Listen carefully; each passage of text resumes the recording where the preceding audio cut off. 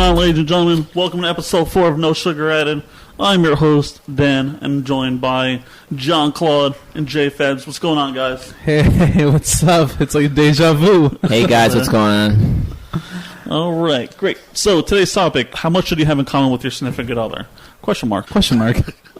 So, real quick before we jump straight into the topic here, just a friendly reminder to all the listeners: please follow us on iTunes, Google, and Snatcher to see when we post new episodes. So let's begin the podcast with the topic at hand. Yes. How much should we have in common? That's a good question. How much? It's also a debatable question. Yeah, it's very debatable.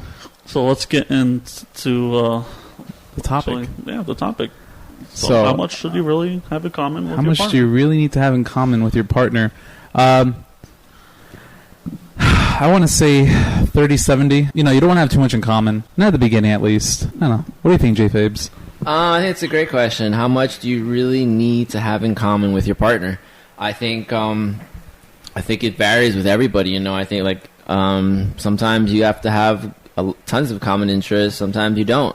I think it's kind of like in the beginning of a relationship. If we're talking relationship-wise, I think in the beginning of a relationship, you don't really have too many common interests, but then you kind of develop it through time, and then eventually maybe you might share your own common interest with your partner. So I think it does play a key factor, having some common interest with someone at times. Yeah, they say opposites attract.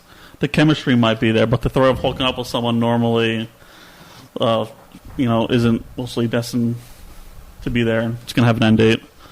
But when you reverse situations where you agree on absolutely everything, this may not work because you're not challenging each other. And I myself know from experience, I met a girl while in Hoboken for a Halloween event. We got talking. We had a lot of stuff in common. So we decided to exchange numbers. We text for a while. But it came to the point where everything I liked, she liked, and everything she liked, I liked, and it quickly became dull. At some point, I felt that she thought I was just agreeing with her, just because she liked it. I wanted to get with her, but so we kind of stopped texting. Aww, sadness, tears. I don't know why you laughed at that. That's very mean. Is it? You think so? I probably am a little mean, but maybe because I know you, I can be mean. So I got a list here of a few things that I want you guys to answer about if it's important to you or not as a deal breaker. Let me know what you guys think. Okay. So question number one.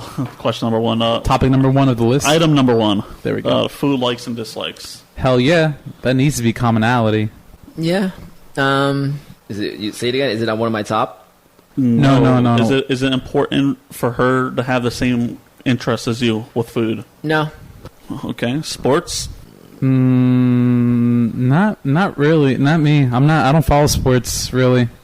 So if she likes 20 different teams, hey, I'll high five her when her team wins. But not really. It would be nice, but I'm okay if it doesn't. And what sport do you watch? What do I watch? Basketball. I mean, UFC. Oh man, you get to mixed martial arts or just some. Those are my two at least for now. But how about taste of music? No, not really. The way I see it, I'll listen to almost anything, even to country, and I don't like country.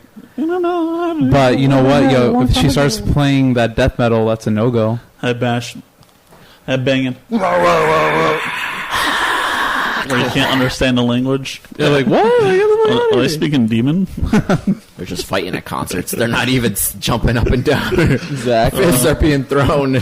So how about you, J. Fabs? How about she doesn't like EDM? Ooh, that's a toughie. I know. That's his life. From a scenario I know I've been in. Like I've been in the driver's seat, and I've had a passenger. And they've complimented. Oh, this is okay. And I'm like, my mind was like, wait a minute, what do you mean this is okay? Like, was that a pity compliment? Like, this is okay. So I was kind of like, all right, let me switch let me jump to my modern popular list of music that mainstream, the mainstream music that everyone else kind of jumps on. Drake. So God's plan. So how about future goals? Thinking about later down the road, marriage, kids, life together. That's a good one. I think at the beginning of most relationships, you don't have that in common.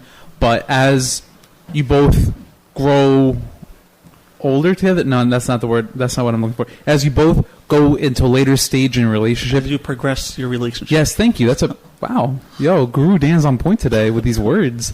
Yeah, as you progress the relationship and it lasts longer than most other people's relationships, you go into longevity like 5-7 years, then I think that common interest of, hey, where do you want to end up if we end up together? You want to have kids? You want to have that white picket fence in the house and a dog? No. Cats? You want to have cats? Even before a relationship starts, you kind of still have that mindset. Like, even like now, I think about, being married one day, wanting to have 2 kids, a spot of a location where I would like to live. So I think that's already set in your mind, but it's not set with you and your partner, so you don't really bring that up later down the road. I think it's also, where do you have that along on your priorities list?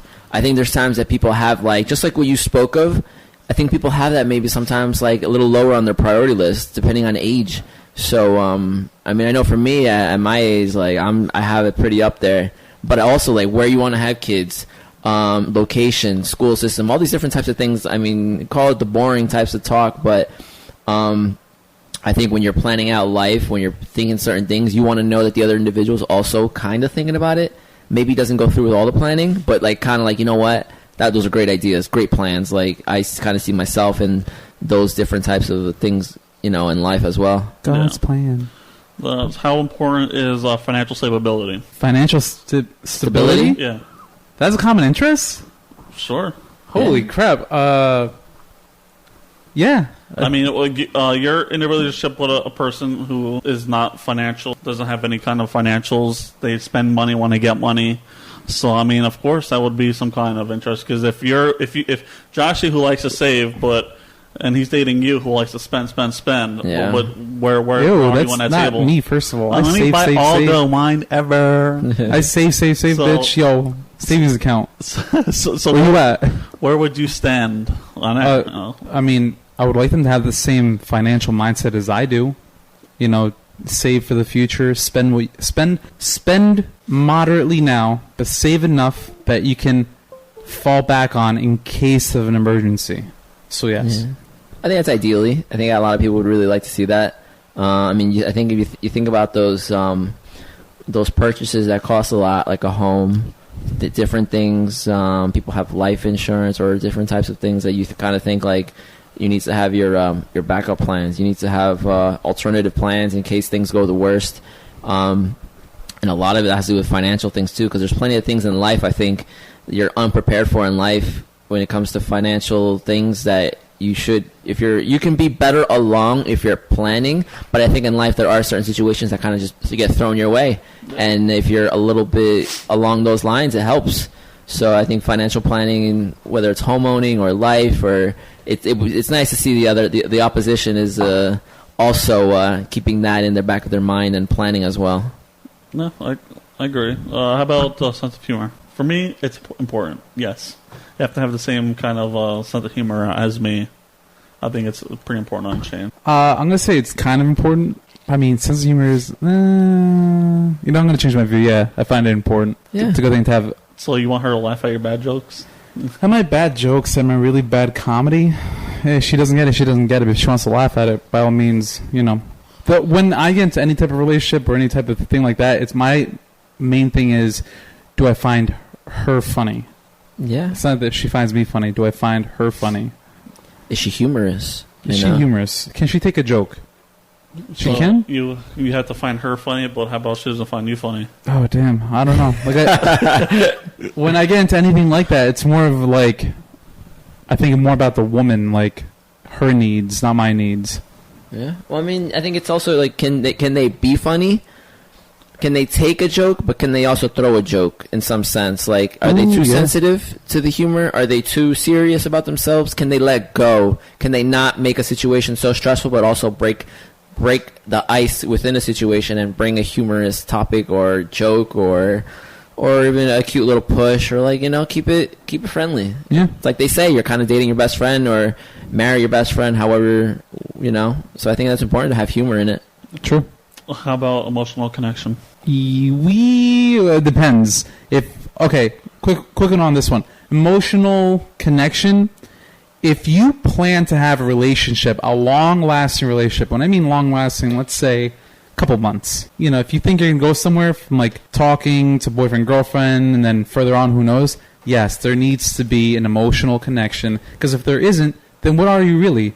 Fuck buddies, basically. But if this is a short-term thing, and you guys are just fuck buddies... Bumping uglies. Thank you, Dan, Good for Lord. the censored word. Bumping uglies. Then, yeah, you don't have to have an emotional connection, but you definitely do have to have a physical connection. So that one's a yes and no. Yeah, I mean, emotional connection, I think that's the longevity. I think that helps with keeping things genuine for each partner. I mean, I think there's times people are in relationships for... whether it's financial stability they're in relationships, or whether they're in relationships through family, or et cetera, I think the emotional connection is the thread that's gonna lead you into a happier, more faithful, more for me more exciting kind of a journey that two people would take. You know what I mean? Yeah, no, I understand what you're saying. How about politics? Oh, it's your cat. Politics. No, as important as politics are as to me, the person does not need to have any common interest whatsoever with politics. They could be a Republican, they could be an independent, they could be a whatever they want. They can have these beliefs, these political beliefs, these beliefs on this and that. I really don't care, but as long as... What's the word? I really don't care. If they don't care about it, cool. If they do care about it, even better. Yeah, I mean, I don't follow politics at all, so, I mean, it's not a big thing for me. It's not required at all for me. Chief Ebbs? Yeah, I think politics is a very, I don't know. To me, it's a weird one. I mean, it's like there are great topics that are being discussed when it comes to politics, but I just don't like how the whole separation, Democrat, Republican, I understand there are differences amongst parties, but, I think it's a whole nother topic that it can get very argumentative. It can get very, cause tension. There's so many things that go along with it. To me at least, I don't think it's an important part in Okay. All right, almost done. We got two more here. How about level of commitment? Yeah. Crickets. I mean, in the beginning, long pause. It's a little shaky. In the beginning, it's a little shaky. We're not looking, especially because of this social and cultural way we have in America. Yeah, I think commitment has to be built up. It has to be built up because, nowadays, people talk to one person, but have, 4 other people on the side as a just in case, trying to, which soup is better. Wait, I don't know why I said soup. Minestrone, bro. Yeah, well, whatever. Yeah, which soup is better? A taste test, I guess you could say. So the commitment thing, I guess, doesn't really come in until you guys are exclusively established. Then, yeah. I think commitment you have to have. I think it's everyone wants commitment. I think you don't want to go into something knowing that the other individual is just half-assing it, or just not giving you their full attention, and just kind of not there. But they're physically there, or at least for the moments that they want to be there for. Commitment, I think you need commitment. You need you want to know that someone's with you and there for you when they're not physically, So yeah, I think it's key. And the last one on the list is similar sex drive. Fuck yeah. There needs to be a similar sex drive. The way I see it, sex is 50% of relationship.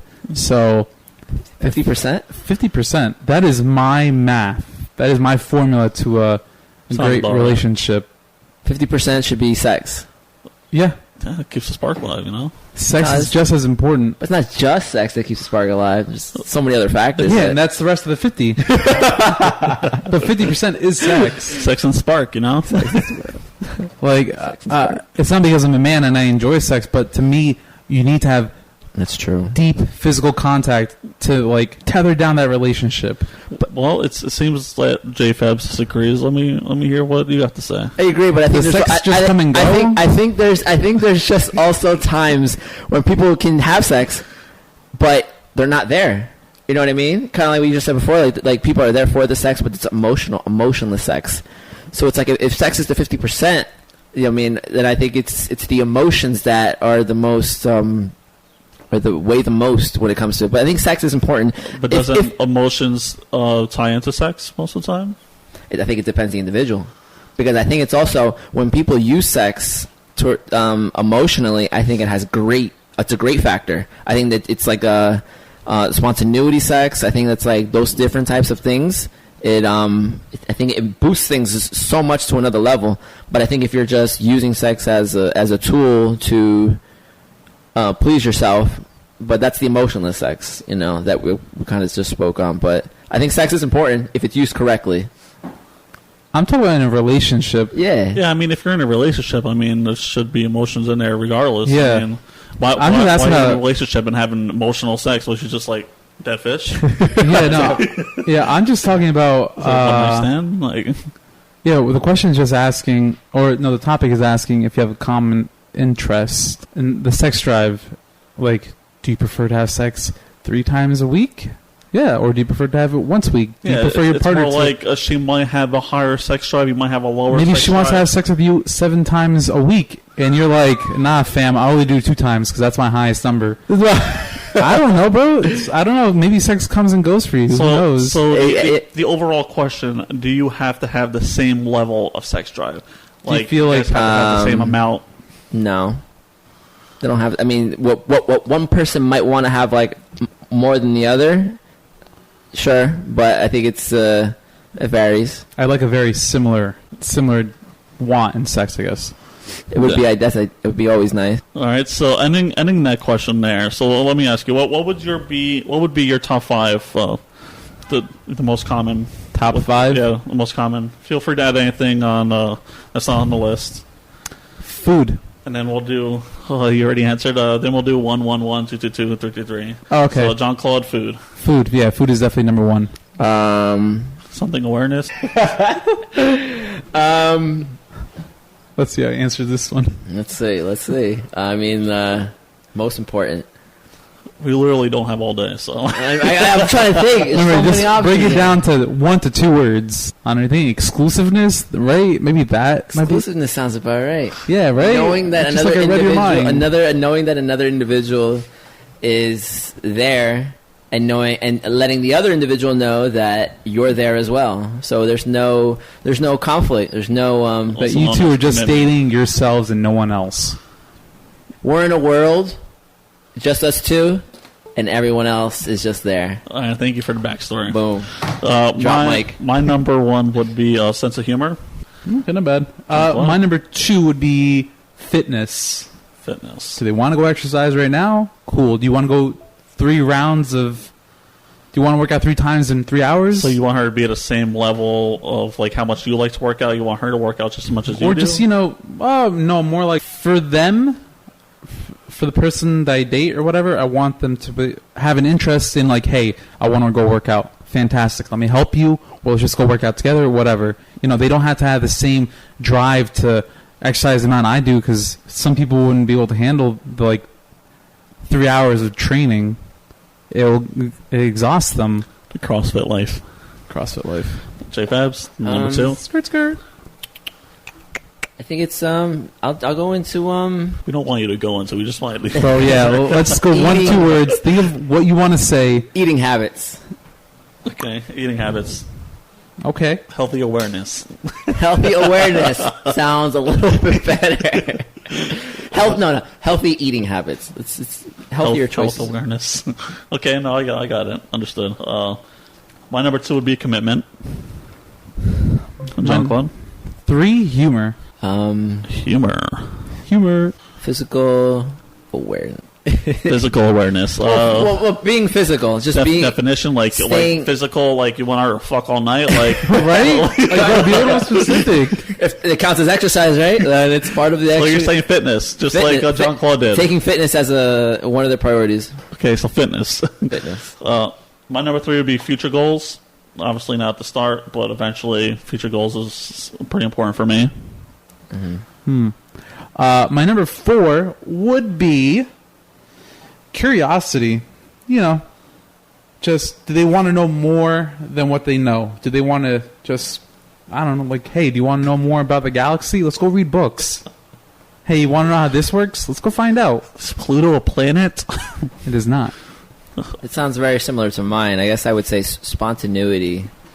A little bit of just kind of like just going. Spontaneity. That has nothing to do with mine. No, you want to read books? Let's read books. No, do you want to know? Do you want to learn things? Oh, so learning about planets. Spontaneous is like, let's go to Jamaica right now. Yeah, that's spontaneity. Is that what you want? Yeah, fucking let's go. Let's fucking do this shit. Okay, spontaneousness. Spontaneousness. Yeah, right, bro. We can't even get you to go to a bar. Well, it depends. Depends who's asking. If I've been to the bar with the same guys for so long, what's gonna happen? Well, we get it. We're not good enough anymore. Oh well. Truth is out there. So my number 4 is openness. Someone who is willing to be open about herself. Talk to me when she has problems. Talk just in general. Anything that's on her mind, I would like to hear. So openness is pretty important. I would like to agree with that one. That I wish that could be my number 5, but I don't like to open up as much. Let's see. Number 5. Come to me, my child. What? I say, come to me, my child. Come to me. Work ethic. Commonality in work ethic. Do they like to work hard? Okay. Fantastic. Are you a hard worker? Are you a hard worker? That's a good one. J-Fabs, drop it. Number 5. See how I did everything? 5. You see how I put a whole entire thing into 2 words? Fuck work ethic. Fuck your words. Let me see. There's ladies listening. No need to curse. So there's let me see. This is tough. This is the last one? Yeah, it's number 5. Number 5? All right. I'm sure you could do it. I guess somebody who keeps himself occupied. I don't know what that is. Time-oriented. Someone who has their days kind of planned, but also but disciplined enough in their mind, disciplined mentally that where they have their days planned and everything, but they can still be spontaneous when they want to be. Okay. All right. Okay. My number 5 is alone time. Alone time, I mean, we don't always have to be together. Let me get some time for my boys. She can go hang out with her girls. I agree. I mean, you can't be with your partner all the time because then it's just like boring as fuck. And that is our top 5s. So that was good top 5, boys. Some of them were good. Some of them. So, which brings us to question 3. Can a relationship be built on almost having nothing in common at all? Question mark. Huh. It's tough because I want to say no, it can't. But then there's a lot of rom-coms out there that prove me wrong completely. I think at least here in the States, the way our culture and society are set up, I think it's almost impossible to even make any relationship last if they don't have anything in common whatsoever. I mean, they're going to have something in common in general, because then if no one had anything in common, what the fuck would we all talk about? True. Like, if you, okay, cool, you don't like this, I don't like this, you don't like this either. Oh, what? You hate plastic straws? Yo, me too, I hate plastic straws. There has to be something in common, or then no one would ever talk to each other. They'd have no reason to talk to each other. Yeah. So there has to be something small in common that's that tether, that bridge. Yeah. Something to start the relationship with. Something, yeah. Just even what made you want to go talk to that person? Fuck those plastic straws. Exactly. Well, I mean, they do say opposites attract. People. Yeah, that's true. They say opposites attract. People tend to say the more different you are from your partner, the better the relationship will be. So I guess in some aspects, I mean, going in there blind is better. It gives you much more to talk about. Trying to be able to learn more about that person, which can lead to staying up all night and just talking. What girls really want in life is just a man who wants to listen and is willing to talk. Best friend? No, not the best friend. Not the best friend zoned. So you need something that necessarily balance you guys out to keep things interesting. So not having everything in common or that can help balance a relationship, but it also can be a bad thing because if you have too much in common, things it can. It can actually ruin the relationship in some sort of way. Yeah, definitely, because then there's like no discovery. You can get stale for a while until someone is unless one of them is an explorer, and it increases more topics. But if not, then you're just kind of just stalemating. Yeah, I mean, it's a tough question. I mean, what's the other thing you can do is besides try to compromise that person that you don't have anything of interest in that you want to try to keep alive. True. Because for all you know, JFabs, you're dating a girl, nothing in common, and you love her, and you want to keep the relationship alive. Yeah. Aww. So you compromise with her and try to keep things interesting. Maybe 1 week you'll join her for a hobby, and maybe 1 week she'll join you for your hobby, or build new hobbies together. Exactly. I think that's a great thing. I think if you can really grab that, and I think if both partners are willing to step out of their comfort just a little bit, not entirely, but understand that partner is also with you to help and explore new things, I think it makes it easier, Yeah, and if all else fails and you really want it to work, I mean, you can always go back to that first moment when you guys actually met each other. I mean, depending on what you were doing, try to re-spark that. What conversations were you having? Maybe try to bring up those interests again. See if you can work something out from that. But if that doesn't work, then you're fucked. Yeah. Just move on. Practically. So would you say that covers that? Yeah. Yeah. So let's get to the real topic at hand, which is arranged marriages, because it's something very interesting that I looked up, or at least I was researching when I was coming up with the topic for this week's podcast. When I was coming up for the topic, I remembered something that I saw on in a movie that actually had something. It was based with arranged marriages, but in Ireland. But that wasn't the really interesting part. It just got me thinking. Here in the West, in the States, we don't do arranged marriages. Obviously. We just go out there and look for someone, and if we don't like them, on to the next one until we find something in common with them. On to the next. On to the next, yeah. But in other cultures and societies, like the East, more like the Middle East and places like India and China, places in Asia, typically, and places in the Middle East, they are known for having arranged marriages out there. And when I was looking into that, I was looking and finding out that there was a study done in 2012, out of 200 arranged marriages, they interviewed them and whatnot, and they found that 55% of those marriages lasted 25 years plus, and there was only a 6% fail rate, and then the remainder weren't counted in because they didn't last. Well, they didn't hit 25 years. They were at 19 or 20 years, but still, at that time, when you think about it, numbers like that to even last more than 5-10 years in a marriage, at least in the view of our culture in the West, that speaks volumes.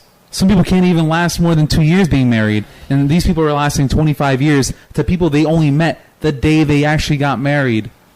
So my question to you guys is, do you think that works? Do you think... Or how do you think it works? Well, arranged marriages? Well, yeah, think about it. Well, they have the couples that get married, they don't know each other. They meet each other for 15 minutes before they get married. And then they get married, and that's it. And then from there, they have to start a life, and somehow most of these marriages just last for years and years and years on end, and it's crazy because you're wondering how does it work? They have nothing common as far as we know, or do they have to force a commonality between them because of the societal and cultural backings that they're in? Yeah, well, let me tell you some fun facts. Facts. And this is some based off arranged marriages, mostly in India, Afghanistan area. So about 90% of arranged marriages in India. Oh, in India, it's mostly 90% arranged marriages. Most of them, as you said, only meet for 15 minutes before they get married. And if a arranged marriage does end in divorce, which is not really uncommon, but families tend to disown the person at fault, which could be upsetting. Most of the women that are arranged and marriage are normally under 18. which is kind of interesting. But to talk about the topic at your hand, I think arranged marriages can work out very well, just because it gives you the ability to learn more, to be able to. I think in some ways you try to build your own interest with that person. So arranged marriages can kind of work in a way where I am getting married to some random girl I don't know. And, India versus here, the first thing that people look at here is attraction.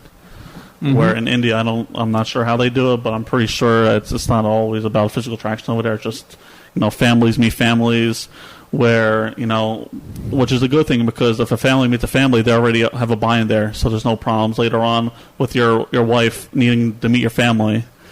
Sure. Takes out that little tough area, which is good. I mean, if I could be in an arranged marriage, I'll totally try it out. I think it's just a great way to very ballsy. It is. Yeah. It is kind of ballsy. Where we live, it's definitely very ballsy. But if I move to India, it wouldn't be ballsy there. It's very common.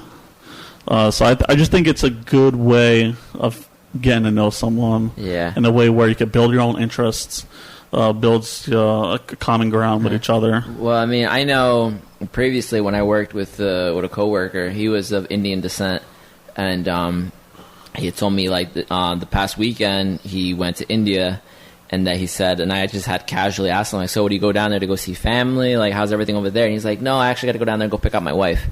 So I was he just made it sound so casual of just going to India to go pick out his wife. I mean, from what information he told me, I mean, what I could recall gathering was that he said his family had already interviewed and had picked out certain females that they had selected for their son, and that he would just be going to fly over and he would have a selection, and then he would pick one of the females, and I think from there the follow-up, they would next meet at the altar, or however they do their ceremonies. So that's very weird, I think, for us here in the U.S., but I think it's I think there's a lot of benefits, and I think there's a lot of probably, and I'm sure there's complications too when you do the arranged marriage approach. I think there's a lot of societal norms in this area that kind of or there's a lot of conflicting things when dating somebody. I feel like a lot of people the dating, the on and off. I think the emotional stress, I think a lot of people take from some of those encounters. I think some of them can be scarring. Some of them can be, you really lose doubt. You lose hope in so many dating scenarios that I feel like, you kind of beat yourself up a little bit. What's wrong with me? I think, people start really hammering them, going down on themselves, and they probably, they shouldn't. But I think when you do the arranged marriage approach, I think you really you can cut out all that physical, mental abuse, on yourself, and then you can just kind of jump right into life. I mean, life with a partner, whether it's savings, whether it's planning for the future. I think you cut a lot out, and then you're just kind of already. You skip over a few things, and in some sense, I don't blame people for that approach. I know you kind of said that you would try it. I think that's very ballsy, but some people would say maybe even a smarter choice. I mean, there's definitely pros and cons to arranged marriages. You just got to find which one you're into. You got to just compile the list of pros and cons and go from there. I mean, there could be definitely a lot of cons to it. You might never have anything in common, and would you really want to divorce that person you don't have anything in common with? Because how are you going to affect your family? Are you going to be disowned? You're going to make your family look bad. Ooh, definitely in the India culture, it definitely happens like that. Or maybe you might end up with an abuser, and no one wants that, but it happens, unfortunately. And to be honest with you, I mean, I know I spoke of the emotional stress and the emotional scarring, but there's also physical abuse. There's things that happen to you, on your first, second, third encounter dating. I mean, I know we're talking males, females, Obviously, more of the reports are from females that get raped or just even inappropriately touched in some form or mentally. There's so many things, and if you're able to cut all that out and then just jump right into the marriage, I mean, who's to say you might not get emotionally damaged or physically damaged within the marriage? But at least you're cutting down, because societal norms always say you have to date a few times until you meet the right person. You know, so if you just jump right into the marriage, maybe that's a pro in some sense. You know, maybe she's your true love. Yeah, maybe I'm sure it's different. Every scenario, every situation is different. Totally, but it kind of cuts out a few steps. Maybe I would assume. Okay, well, 2 questions for you guys then we can move on to the next topic. First one is, do you think arranged marriages could work here in the West based off our society and culture? That's a hard one. I'll probably say no, just because if you walk into any place, a bar, a grocery store, and you see a person standing there alone, what's the first thing you look for? Physical attraction. Yeah. Yeah, she's a girl. All right. I'm just saying, girls look for the same thing as guys. Most of the time, it's physical attraction. So if your family sets you up with a guy that you never seen before, or you never talked to before, you know, or the same thing for the guy, you know, if you're not physically attracted, most of the time you don't pay attention to that person. So what are you gonna do now? And like, you're not gonna. It's not gonna work. Exactly. You know. Then, you know, you got a lot of people work their ground off common interest here. So a lot of people, you know, require you to have a lot of interest, but not too much, of course. Yeah. You don't want to date yourself.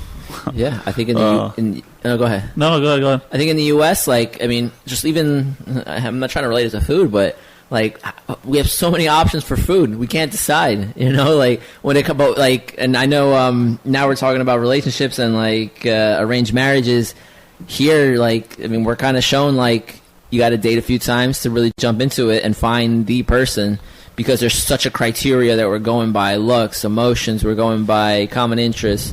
Such a variety of different things that we're going by. And in the arranged marriage, you're just, like I said, you're kind of just thrown right into it. And even culturally too, I think it changes things. And I think it would just be a totally different thing. But I think honestly, it would be different too if we're talking like hypothetically now. Say we're going back a few years, and say we stuck with some of the same programming that we were watching, whether it's Full House, Seventh Heaven, Family Matters, Fresh Prince of Bel-Air. Say we're watching all those shows, all family-oriented shows that taught very valuable lessons. And that was our main source of television watching. So then subconsciously, we're also going through some of those. Those are our priorities now. So I think in this societal norm, we're not there. Or it's a totally different societal norm than it was just 5-10 years ago. But I think if we maybe would have stayed along those lines and everything else culturally would have stayed the same, then, I mean, I don't think it's too far to say that it would have been maybe a U.S. thing, that we would be doing arranged marriages in the U.S. more than anything. Interesting. A very long story about TV shows and family-oriented TV shows. Because it's all in thought. It's all in thought on how you... On the societal norms, on how... I have a question too, but I'll wait for Jean-Claude to finish out his. Okay.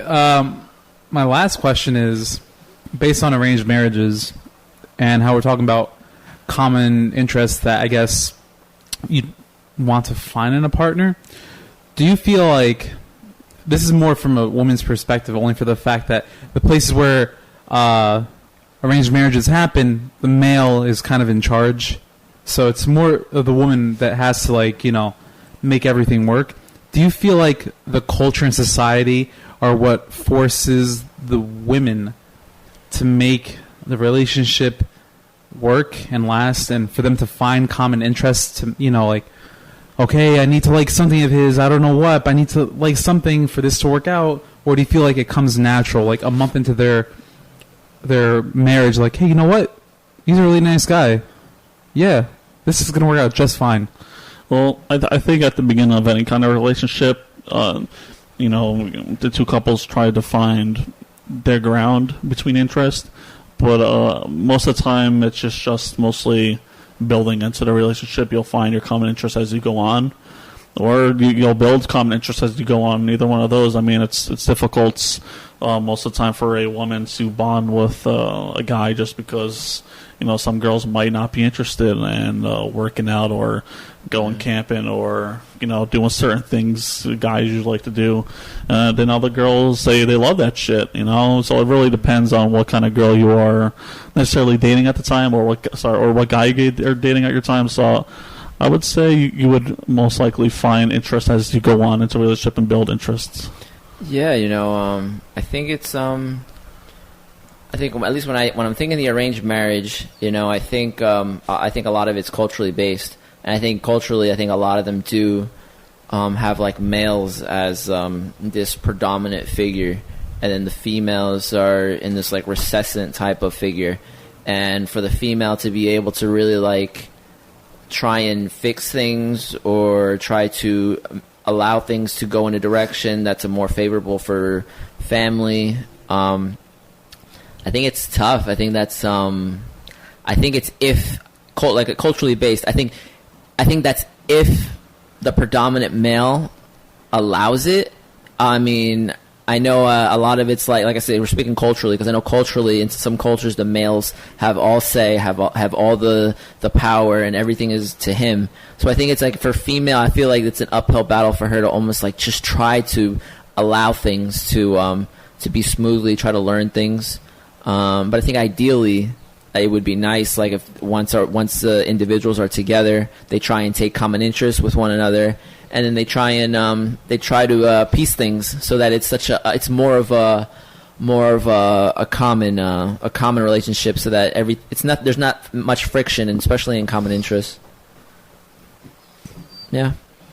But if you guys are good, then Yes. all right, yeah, go ahead. All right, so it's the last question for arranged dating. Dating? Arranged marriage. No, but you know what? Arranged dating would be... Arranged marriage. Interesting. Arranged dating, do they have that? No, no, they don't. Sorry, that was a mistake, okay? We can talk about hypotheticals. Out of all the girls you guys dated before, would you choose any of them for an arranged marriage? Dating, or... All the girls that you dated, does that include what happens if you got stuck with one of them in arranged marriages? Does that include messing around, or no? No. Okay. No, actual dated. I don't have a long list then. Okay. What happens if you got stuck with one of them in an arranged marriage? Would you be happy? Yeah. Why is that? Most of the women that I've dated, we've had some kind of common interest where I like them enough that if we had an arranged marriage, I think it would work out. But there's some that would never work out. I don't know. No, I don't think I would, because I think it's from what I know from the individual in the past, I can say things didn't work out as they. Obviously because they're not here as a partner, but I think I knew enough of the individual where I knew this wasn't the individual that I'd want to, be with. But things change, people develop, people grow. So I think it's also you need to see where the individual is at the time. If the individual has developed enough far along their life, and maybe things change. Maybe in a year or two I would change my answer. But currently, I think I would say no. I wouldn't want to do an arranged marriage with an individual I've dated prior. Yeah, me neither. I dated some crazy woman. Yeah, I'll be afraid to be married to them. Don't forget too, like as a few years ago, you're at a certain age, and you're kind of like your priorities not the same. You're not looking for the same things. You're kind of just looking for the excitement, the jumping up and down. You know what I mean? More of the exciting part of it. Well, arranged marriages start at 18. Yeah. So you really don't have time to jump around. Yeah. That was. I think that's the end of what you wanted to. Arranged marriages. Okay. Then let me jump into a golden percentage. What do you believe the golden percentage is in commonality? Do you believe in a 50-50 ratio? Do you believe in what do you believe in? What's your percentage on what's your take on percentage wise? The one you should have the golden ratio. I think 30 to 70 in the beginning. I believe in the early stages you should have 30% in common. The rest of it, that 70% being like a mystery. You're supposed to find out things about each other. But once you grow older and you're still together for a very long time, it should be about 70-30. I don't think you should have everything in common, because then you're just essentially dating yourself, and that's just not fun at all. There's nothing to discover. Fuck that. I would say probably about 25. Oh, hold on. And you also want to have opposing views. You don't want to agree on everything. Ain't that true? Yeah, sometimes. Yeah, I guess. Yeah, I would say 25%. As we start dating, we're gonna want everything to kind of grind itself together. We create new interests together, common stuff together, exactly, and it builds our numbership up from that way. She doesn't have to like everything I like. I don't have to like everything she likes. We'll meet somewhere and we will find interests that we like together. So 25%, good enough for me. As long as they don't like beets. Well, then they don't like beets. Or Kool-Aid pickles. Kool-Aid pickles? Yeah, I saw a video of them making Kool-Aid pickles. That's nasty as fuck. It looks good, but it looks nasty at the same time. I'm good. Would I eat a Kool-Aid pickle? I'm good, fam. I'm a naturalist then. Alright, Kool-Aid. Pickles. Well, I know for me, I can say, kind of Jean-Claude kind of said in the beginning, like in the beginning of a relationship, it's, I think you're not going to have the same common interests from the get-go. I think it's like, what's your beginning threshold? Like, where do you think it needs to start at? Does it need to start at a 40 or a 30 and make your way to the 50? For me, I'd like to start on a 30 or 30. I would probably start at a 30. I'd like to see things maybe equal out somewhere in that 50 margin. And then, from there, things might tippy-toe in and out. But I think having it at that 50 mark is probably an ideal ratio. Where you want to have things balanced, give and take some here and there. Agreed. So yeah, that's where we stand with our percentages of. Yeah, definitely. Yeah. Our golden percentages. I'd like to get a female's point of view on this one. Maybe they want more in common in the beginning than they want towards the end. But at least from my perspective, yeah, not too much in common in the beginning. That's a great question. Should we just call a female? No, not right now. I'll call Jess right now. Hey, what do you think? So let's jump on to the last question of the day of the podcast. So now we got all the basics out the way. So knowing all the common interests with your significant other, if you have too much in common, would you feel like you're dating yourself? Hell yeah. Would you date yourself? Hell no. Definitely not. Definitely not. No, man. I don't know. I think it only. You know what? This is actually a perfect segue to you have to find your opposite so that you can balance each other out. Very yin and yang. I don't think a lot of people. Yeah, I don't think a lot of people date themselves. No, I don't think so. Oh, Josh is like, I would, motherfucker. maybe some narcissistic people would. So you're saying I'm a narcissist? Maybe. I don't know. I'm not saying. Oh, a lot's coming out right now. No, I would date myself. I think I'm a okay person. I don't knock myself out. I don't knock myself down and not think I'm not dating. But I would date myself. But I also know myself enough to know that I'm still learning plenty of new things that I want to do. So if I stay within my own true self, then the opposite would be the same. Long story with a word. We talk about self-awareness. And can you imagine arguments with yourself? Fish. Oh man! No, I can't. Fuck it. I'd be like, what about where did they get the fish from though? Where did they find that good fish? Oh boy! Oh my goodness! No, thank you. Just put the gun to my head. God damn! All right. So I think that pretty much covers that. So that is the end of our podcast today. Before we go, of course, we asked you guys last week a question. Does this dress make me look fat? We did get some responses, but I picked one out there. But before we read hers, let's hear from John Claude and J Fabs. Does this dress make me look fat? I believe the answer is no. You shouldn't say yes to that question, only for the fact women, unfortunately, are more self-conscious about the way they look because of the way society and our culture pushes physical appearance on them. At a young age, they're forced, or at least at a young age, all they see is like, hey, you have to look like this, you have to look like that, you have to look beautiful, you have to look great in this and that and that. You have to be this size, and unfortunately, not everyone fits into those parameters, and they get self-conscious. So, for men, I believe men, what's the word I'm looking for? We see the truth. So if a girl comes up to me like, does this dress make me look fat? Of course not. You look great in it. Simple as that. You look great. Girls just choose to see something differently because of the way society and culture have formed their vision of themselves. It's a sad thing, but yeah, I'd say no. The dress does not make you look. She might not look fat in that dress at all, and you say, "No, you're not. You look great." And then she gets something and says, "Hey, you're lying. Why are you lying to me? I know I look fat in this." Exactly, but like, no, you don't. You just think you do. Like, you're lying because you're dating me. Like, so no, that's not the case either. That you could get in trouble either way. Like, you put your answer. You got anything to add before I read our viewer question? I think that sounds about right. I think the right answer is to say yes. I mean, sorry, to say no. All right, no, you know how you really feel. All right, excuse me, no. The answer is no.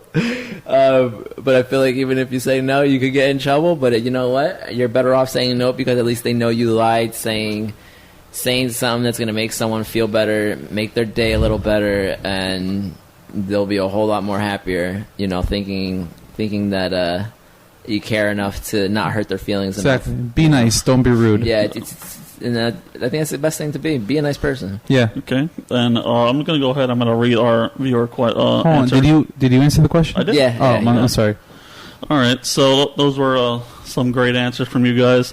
Now we got our first viewer question answer here today, and we're going to read it. And the question is still, does this dress make me look fat? I'm going to let Jean-Claude take that away. Thank you very much. Okay, so the email is from Lauren Schmidt from South Carolina. She says, "Hey guys, I've been listening and loving the podcast. I just wanted to answer your question from last week, and I think every guy should lie. I say lie because the worst thing you can do, if the girl is self-conscious, is to be honest and hurt her. So for the question, one should fib and make the girl feel good about herself because if it goes a long way. And I want to tell all the men out there to tell their women that they look great. Every girl should feel beautiful. Thanks, guys. Can't wait till the next episode."